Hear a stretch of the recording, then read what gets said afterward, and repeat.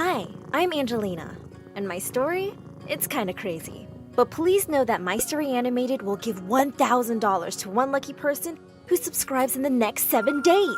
Tell your friends to subscribe now. My mom worked as a maid at the mansion of a wealthy family, and because she couldn't afford to send me to school, I went with her to work.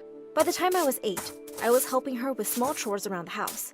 The owner was a really rich CEO who was never at home, and his wife was really self-obsessed. She left her daughter Maddie with the house staff to get beauty treatments so often that when Maddie was little, she called my mom her mom. I didn't mind because even though she was a couple of years younger than me, she was my best friend. One day, Maddie and I were just settling down to watch a movie in her room when someone flung the door open. It was Maddie's mom, and she did not look happy to see me. "You girl, what do you think you're doing in my daughter's room?" "Mom, don't talk to her like that. She's my friend." Her mom gave me a glare and walked away. The next day, Maddie's mom called me to her chambers, and I just knew I was in trouble. When I walked in, she got up and said, "I can see you're spending so much time in my daughter's room when she's at school. So I've decided to enroll you in her school too, and you can work afterwards. No need to thank me. Close the door behind you." School? I thanked her and went to tell Maddie the great news. She seemed excited too. But when we got there together, she asked me to walk a few steps away from her. And once she met her friends, she disappeared. What was going on? I found out soon enough. When I was sitting alone in the cafeteria at lunch, a group of girls walked up to me and put a big backpack on the table. "You're Maddie's maid, right? She said we can ask you to do anything. After school, carry this to my car. I'll be waiting. Take these assignments with you. I expect them to be ready by tomorrow. Oh, tomorrow morning, get me a latte and a donut. Here's the money. Keep the change." What on earth? I ran off to look for Maddie and found her in the girls' bathroom. "Maddie, why are you telling people that I'm your maid? I thought we were friends." "Oh, Angelina, of course we are, but only at home. I have a reputation to maintain here. And I can't mingle with someone like you in public. You get it, right? See you at home, bestie." She walked away while I stood there, shocked. Was this the same sweet Maddie I'd known my entire life? Maddie and her friends were always dumping their homework on me and making me run around for errands, and I was getting exhausted. I didn't even get time to study for a big math test and ended up with a big, fat D. Later that day, when Maddie and her gang walked up to me and handed me a list of errands for our party, I tore it up. "I've had enough. You guys have hands, don't you? Do this yourselves." "Oh, that's rich. Coming from someone as poor as you. You know I pay for your school, right?" Before I could reply, I heard a boy's voice behind me. "Cut it out, Maddie. You don't pay for anything. Now buzz off before I tell Dad what a brat you've been." It was Dwayne, Maddie's older brother. I'd seen him around the house, but he mostly kept to himself. Maddie looked furious and stomped off angrily. Dwayne smiled at me. "Sorry, she can be a jerk sometimes. Don't let her push you around. And since you're new here, let me know if you need help with something." "Well, actually, there is one thing. Are you any good at math? Because I'm really sucking at it." He started tutoring me at home, and by the time 7th grade ended, I was getting straight A's. But my grades weren't the only things that changed. As I grew older, I seemed to be catching the attention of a lot of guys. One day, I wrapped up my chores quickly for a movie date with a really cute guy. And just as I was leaving, Maddie screamed, "Oh, Angelina!" When I reached her room, I wanted to pull her hair out. She had dumped every single pair of footwear she owned on the floor and handed me a toothbrush. "These are really delicate shoes, so take your time and clean them with this. I need them all by tomorrow morning." "How many shoes are you going to wear at a time? Can't I do the rest later?" "Mom! Angelina and her mom might need to be let go." I had no choice but to do as she said. My date got canceled, and well, this was the first of many. Maddie always found some way to ruin things for me, and slowly all the boys stopped asking me out. One day when Dwayne and I were studying, I caught him looking at me. What is it?" "You know Maddie is just threatened by you, right?" "Threatened? By me? Why? You're smarter, prettier, and so much nicer than her. You don't think she knows that?" I could feel myself blushing hard. Just then, Mom called me to help with the dishes, and I floated away on cloud 9. A little later, Maddie appeared, throwing a letter on the kitchen table. "This friend of mine really likes you. God knows why. He's really shy, so he asked me to give you this." "And why are you suddenly being nice to me?"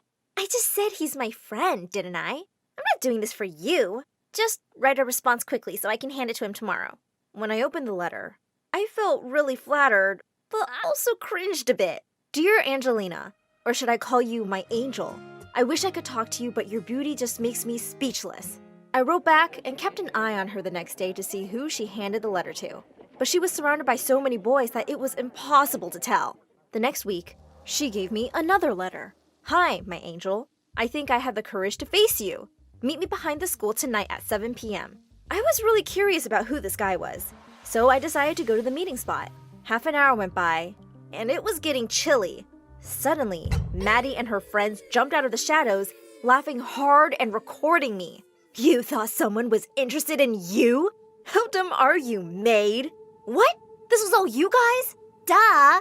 Just because some losers asked you out doesn't mean you're something special. Gosh, you're so pathetic.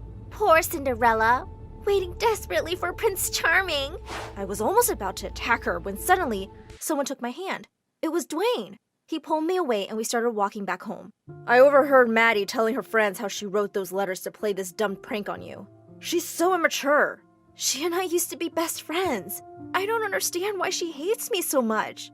As tears poured down my face, Dwayne put his jacket around my shoulders, pulling me a little closer. I don't know why anyone would want to lose you as a friend. You are something special. Before I knew it, he leaned in for a kiss, and it was amazing. Even though the video of me waiting for a non-existent boy was making the rounds at school and everyone was making fun of me, I didn't really care. Dwayne and I had secretly started dating, and the next few weeks were bliss. Dwayne and I were making out in his room one day when suddenly, Maddie barged in, looking down at her phone. The parents are out and I'm having a party. Can you invite some of your hot friends? Wait, what is she doing here? Angelina is my girlfriend, you idiot. Now get out! He shut the door on her face, and we heard a tiny crack. Do you think she broke her nose? Doesn't matter. She's been getting it changed at the plastic surgeons for years. We laughed and started kissing again, when we were rudely interrupted again a little later. But this time, it was his mom, with Maddie grinning behind her. Dwayne, seriously? You know all the richest girls in town and you choose this maid? I mean, if this is only for fun and not public, then fine. Do whatever, but be careful. She's probably only after your money. Mom! Listen, lady. Dwayne asked me out. I didn't. And your money doesn't give you the right to treat anyone like garbage. If you want to be respected, you have to treat others with respect too. Just then, Mom came running, looking pale as a ghost. What have you done? How can you talk to Madam like that? Apologize right now! But I didn't. Needless to say, my mom was fired, and I was taken out of the school. When I was packing up my stuff, Maddie walked in and threw some old dresses of hers at me. Here's a parting gift. They were going in the trash anyway, so same difference. What happened to you, Maddie? Why did you turn into this awful person and just forgot that we were best friends? Oh, please. I was only bored at home, and you were hired to entertain me. And then you forgot your place. We were never best friends. We never could be. Well, good luck finding true friends then, Maddie, because the ones you have right now are just here for your money. And I never cared about that. With that, I picked up my bags and left. Dwayne kept texting me, but I didn't have the heart to reply. It was better this way, probably. We were worlds apart. Soon after, Mom found a job as a waitress, but it wasn't enough to make ends meet, so I managed to get a job as a cashier at a local bookstore. And one evening, Dwayne walked in. Angelina, I'm so sorry about everything my mother said. I really love you. Please give me another chance. I won't ever let her say anything mean to you again. The next day, I walked into the mansion, and before his mom could say a word, I stopped her with my hand. I'm not your maid anymore. I'm an independent girl dating your grown-up son, and you can't do anything about it. Her jaw fell to the floor as I walked into Dwayne's room holding his hand. We dated for the next few years, and I graduated high school. I started working at a local cafe, and the old lady who owned the place grew really fond of me. But one day, she suddenly passed away. I had barely registered the news when a man in a suit came into the cafe and asked for me. The owner has left the business to a girl called Angelina. Where is she? Oh my God, what? She had left the entire cafe to me? And with that, life changed forever for me and my mom. We both started working together and turned the place around.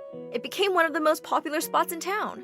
One day, Maddie and her mom walked into the cafe, and a few minutes later, I heard Maddie screaming at a waitress. Are you stupid? So what if it's not on the menu? Just go ask your chef to make me a salmon salad. I walked over to their table, and their eyes almost popped out. Ladies, please leave the cafe immediately.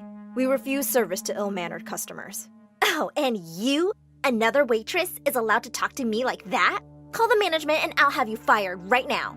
I am the management, and I will have you thrown out now.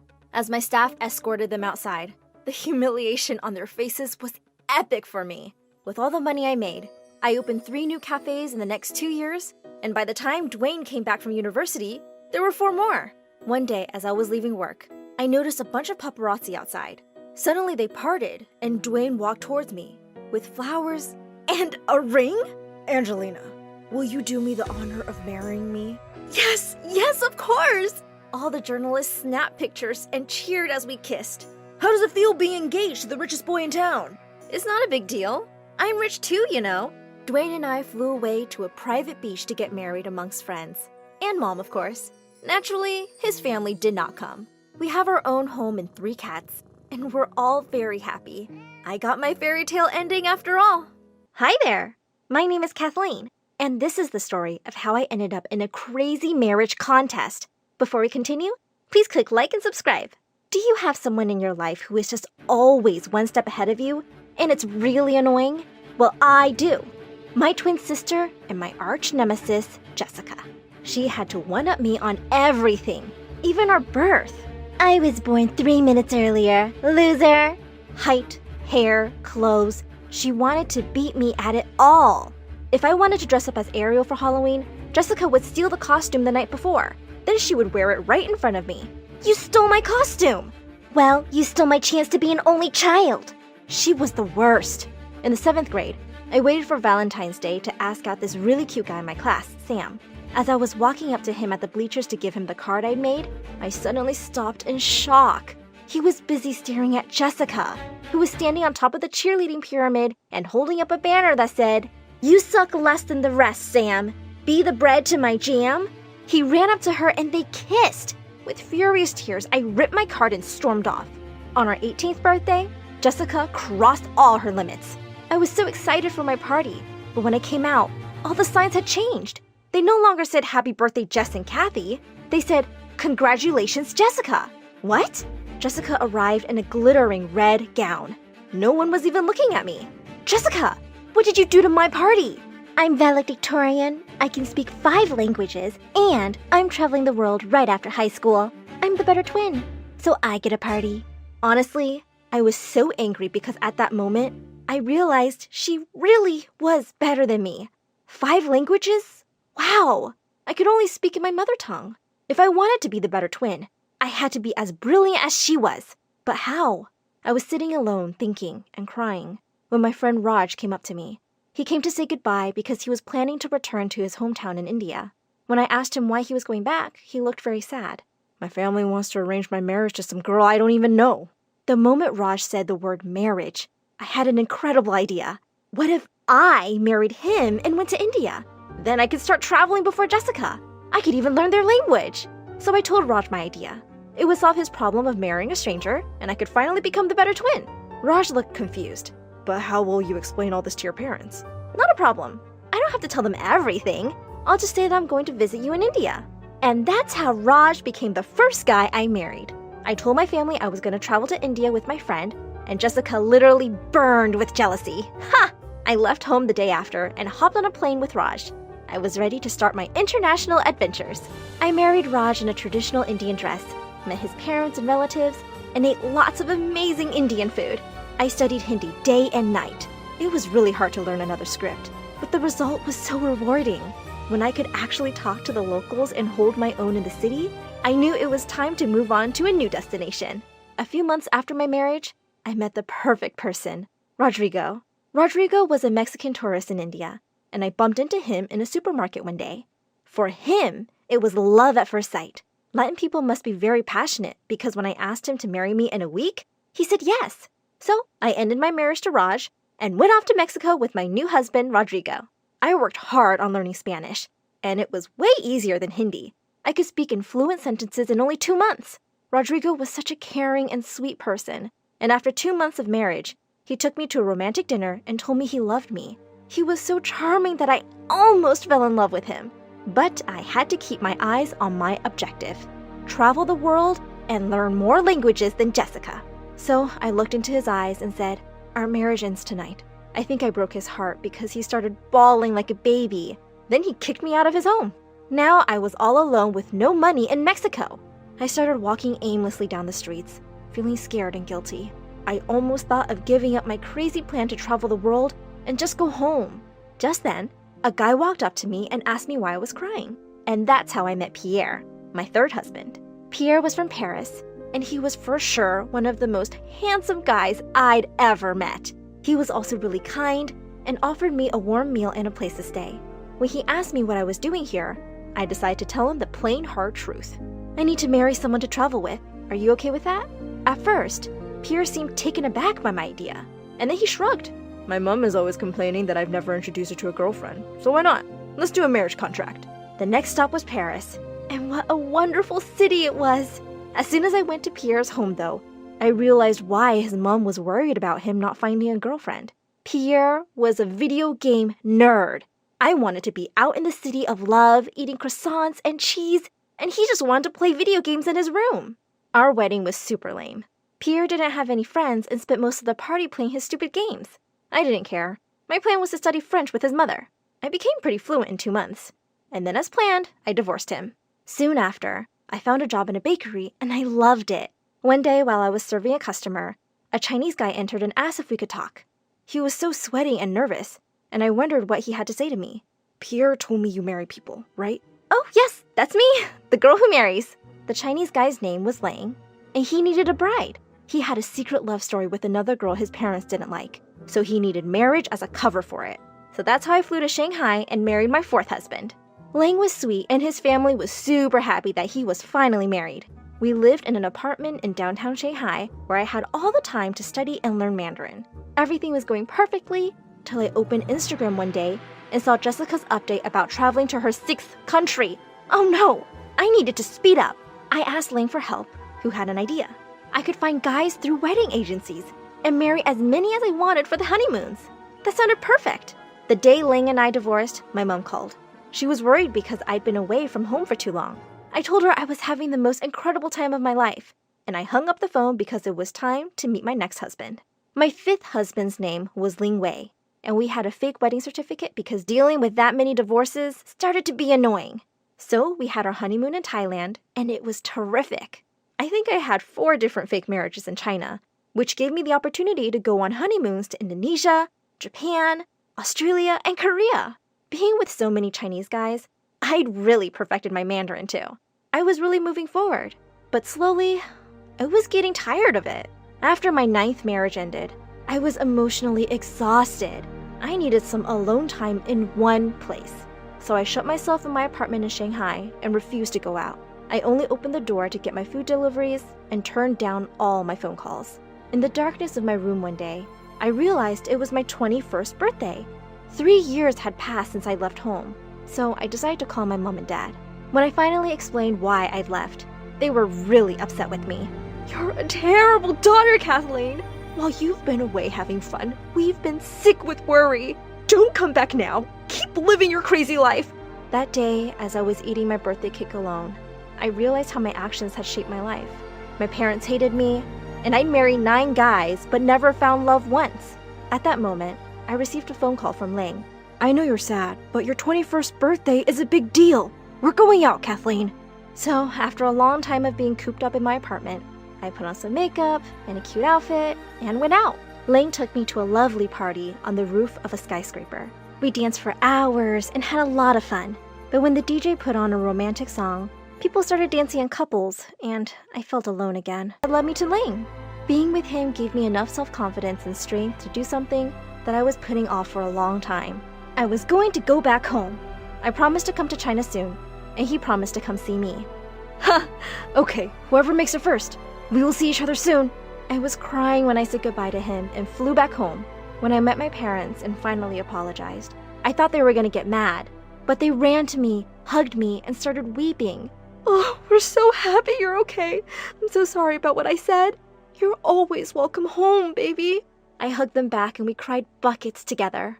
When Jessica showed up, she started mocking me right away. Is the little loser back? Are you crying because you finally accepted I'm better than you? Her jokes had zero impact on me. I'm not competing with you anymore, Jessica.